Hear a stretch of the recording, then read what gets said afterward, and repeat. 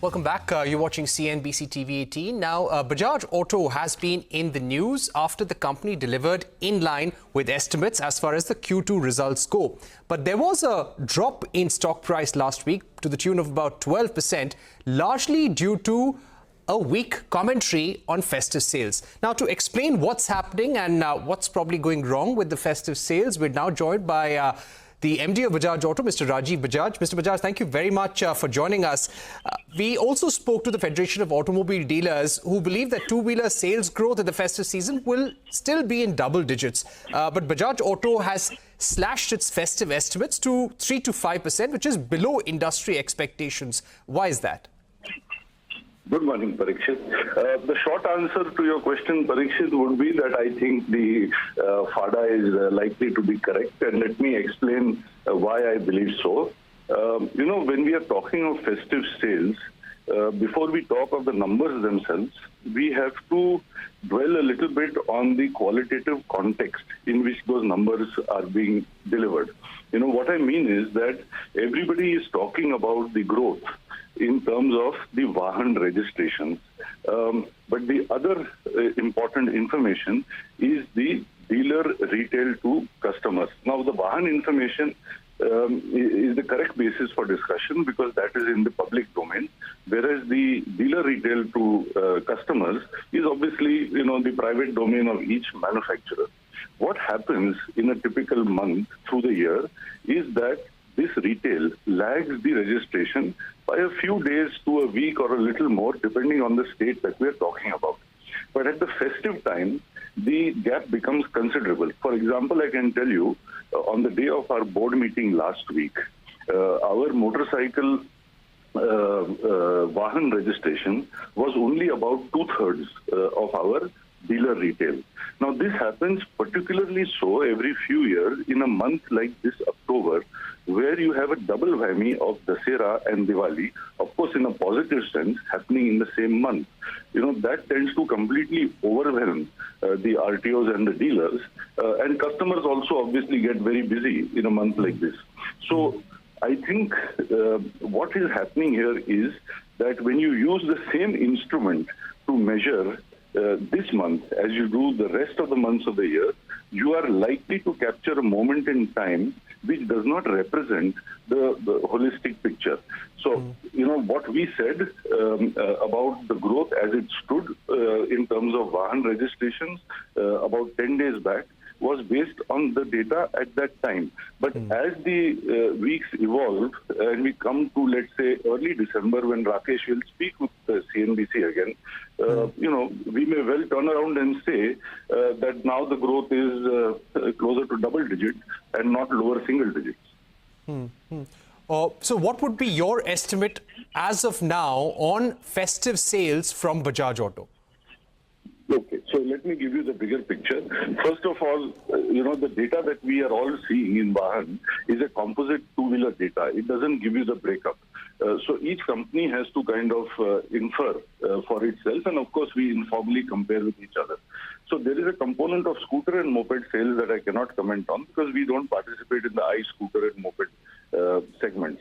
In motorcycles, again, as you are aware, there is a trend over the last several years that the 125cc plus industry, which used to be about 35% of the domestic motorcycle industry, is now up to 55%. And obviously a trend like that is not going to reverse. And within that, Bajaj Auto has been, in particularly last few quarters, really going from strength to strength. And again, a company's portfolio cannot go sour suddenly overnight in a particular month. Now, to answer your question more directly, based on how we infer the breakup in the Vahan data, we are seeing ourselves at this time in the 125cc plus segment, which is the segment of our focus, growing about 40% higher than the industry rate. And that has been the trend for the last so many quarters, because of which we are close to market leadership in that segment. Right. So 40% growth in the 125cc plus segment. Has anything been a drag on festive sales, something that you had not anticipated? I must correct you, Parikshit, if I understood you right. We are not growing at 40%. We are growing 40% faster than the industry in our understanding. Now, coming to what may be some extraneous factors, as you asked, well, there is one which is simply this, that the 100cc market right now is faced with very steep and deep discounts by two of the largest players. And as I mentioned before, that since this is not an area of focus for us, we do not have, if I may say so, a rupees discount on our products in this space. So as a result, one may see for a short period of time till the end of the festive that both the 100cc industry, which has come down to about 45% of the total industry, may show a little bit of an uptick. And similarly, the shares of those who are discounting are also going to show a little bit of an uptick, because this is nothing but basically preponement of sales from subsequent months, because you don't change the trend, the customer trend, with a 5,000 rupee discount on a 1 lakh rupee product. And one might say that, okay, this is the choice Bajaj Auto has made to stay away from that, and that may, in that sense, show us in somewhat poor light in that segment at this point of time. But then, Parikshit, business is not just one-dimensional, right? It's not just sales. It's also about the bottom line. I mean, there is a reason why our EBITDA percentage is double that of the industry and market cap almost thrice of the other major players. Any plans to cut back on production here onwards and for any particular segments? Well, not really. In fact, I can tell you we are going flat out in October, because obviously this is the peak month. We have to go flat out in November also in terms of production per day basis, because the Diwali holidays take away 3 or 4 working days at that time. And even when work is restored, there is disruption due to absenteeism. And I can tell you the main reason why we need to go flat out is not only because our domestic portfolio continues to do well. If you have some time later, we can talk about especially the Freedom, the Chetak, the Triumph, the KTM, and of course the Pulsar, and of course the three-wheelers. We are looking at a 50,000 plus per month sales for the three-wheeler in both October and November, if we can produce that. But I must share with you that we are seeing really good traction finally with exports. It's a question that CNBC anchors have been asking Rakesh for the last year or so. Last month, as you are aware, we clocked exports of 156,000. After a long time, we exceeded 150,000. This month, we are looking at 170,000. And next month, I believe we should be closer to 180,000, which is near our pre-COVID normal of 200,000. So that is what is going to mainly drive the factories incrementally this month and next. Right. I would also like to ask you about, you've already answered that you are possibly going to see double-digit growth when we see your numbers by December. What will be the growth drivers here onwards for Q3 and Q4, according to you? Well, I would say, Parikshit, they will be the same that they have been in recent quarters, starting with the Freedom, the CNG motorcycle. I am pleased to say that we seem to be on course to make and sell as many as 30,000 Freedoms this month. And all of that, as per the data that I see in terms of retail, is getting retailed out, and they are bound to show up in registration by the end of November. Rakesh has already said that he needs capacity up to 40,000, and I know that he's sitting in Brazil and contemplating the next incremental step for capacity on the Freedom. So that's really good. The Pulsars will continue to drive it. If you again look at Vahan data for the states where we were relatively weak in Pulsar, like the large markets of UP, Bihar, Jharkhand, West Bengal, we have gained a lot of share in the recent quarters. The new Triumph's been received really well, and in the next quarter, that is the last quarter of this year, you will see 2 or 3 new KTMs, which, for me at least, are very exciting. They are all new. These are not upgrades. These are completely new KTMs. The Chetak, I think with a bit of luck, we can strike 30,000 again on the Chetak this month, which is well above our capacity. So we've done a lot of work to improve productivity there.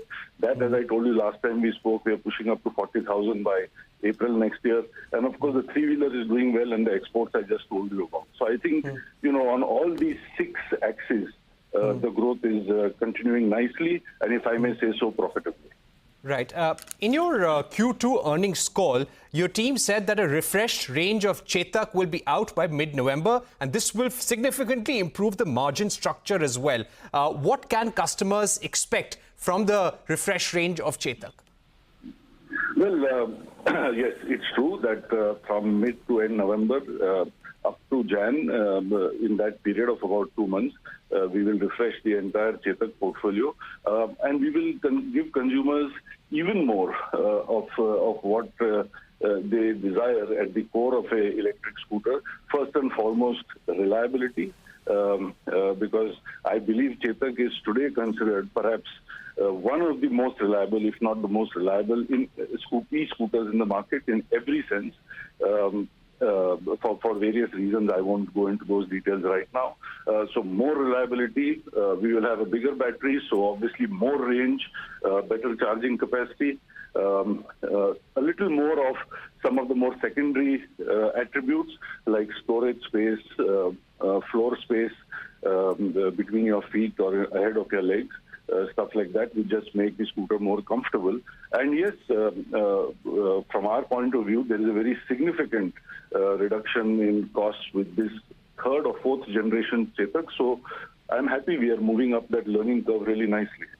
Right. Specifically, I would like to ask you about any plans to prepone any launches. You've mentioned a refreshed Chetak range. You've mentioned new KTMs. Anything that you plan to prepone to excite the sentiment? Not really, Parikshit. That's not possible. I mean, in a certain sense, we always, our product plans are always a function of the overall capacity in the organization. So it's difficult to prepone something just like that. But yes, I will say that the one thought I had shared with you that we would like in the next financial year to participate in the e-rickshaw market, as distinct from the e-auto and e-cargo, which, by the way, we are doing very well. Again, you have seen last month's Vahan data. I'm sure that we are, neck to neck for leadership there in just 15 months after launch. So I think the e-rick will take our three-wheeler business to a completely different level. And that is something we want to start off as early in the next fiscal as possible so that we benefit from it throughout the year. So that would be one, but otherwise, no change in plans. What would be your outlook for full FY25? This is something that a lot of people would want to know. I think in the first half, our cumulative volume, two-wheelers, three-wheelers, domestic exports, everything put together, Parikshit, is a little more than 2.2 million, if I remember that right. And I would say, on the one hand, it would be at least that much, which means about 4.5 million by the end of the year. But I suspect it will be a little more than that for the reason that if you look at the export component in the first half, it is about 850,000 vehicles, two and three-wheelers put together, which means about 140,000 a month in the first 6 months, which, as I just shared with you, we are looking now at numbers like 170, 180 a month. So, if we are going to on an average, and again, this changes by the month, so I may have a different number for you by December or January, but as things stand now, if we are going to have just exports go up by 25,000 a month for the remaining 6 months, then that itself will add 150,000. Hopefully a little more traction in domestic sales. For example, we just launched in the last week a very, very nice, sweet new Pulsar 125. So, this, and of course, with the production of Freedom and Chetak going up. So all of this should point towards something like 4.7 million, something like that. But I think Rakesh is a better person to answer this question. All right. Do you think the stock price correction that we saw last week, was it mainly due to the low festive sales outlook? I don't want you to get me to do a musk here, but I don't know why the stock corrected. I mean, a stock that has grown by almost 100% in 12 months has to correct at some point, I would imagine. But as far as I am concerned, I stand by my projection of 20,000 rupees as the long-term target price in my head. Not that I am the expert of this subject, as I've always said, but more importantly, I'm certainly, if I can, going out and buying some stock because something that corrected 20%, perhaps based on a somewhat temporary understanding of an evolving situation, presents a nice upside in the weeks to come. Right. Certain brokerages have downgraded the stock to sell from reduced, citing high valuations amid normalizing growth. How would you address concerns on the high valuation of the stock? I don't think as a manufacturer we can do anything, Parikshit. I mean, it is typical of the stock market that it will lag for some time and then it will suddenly rise and then it will run ahead and then it will correct. So I think this is the volatility in the cycle that allows people to make money when they buy and sell. So that is the nature of the territory, that is the nature of the beast. We have to stay focused on the motorcycle market. Right. So finally, just if you can leave us with an overall outlook on the festive season, you expect double-digit growth when we look at the numbers in December finally, Mr. Bajaj? Yes, I would say so. Particularly, I must emphasize for the area of our focus in the domestic motorcycle segment, which is the 125cc plus. Certainly, that may not be the case in the 100cc. If I may say so, we couldn't care less. And of course, particularly with something like Freedom and with the Chetak in the e-scooter, that growth is going to be tremendous. I don't even want to try and calculate that number. Three-wheeler is going to be, a handsome growth, and exports looking really good. So, that would be the big picture for the company as a whole. All right, Mr. Bajaj, thank you very much for joining us with some of those clarifications and how you expect the growth to be strong across the company's segments in the months going forward. On that note, we're taking a short break here on CNBC TV18. Much more on the other side.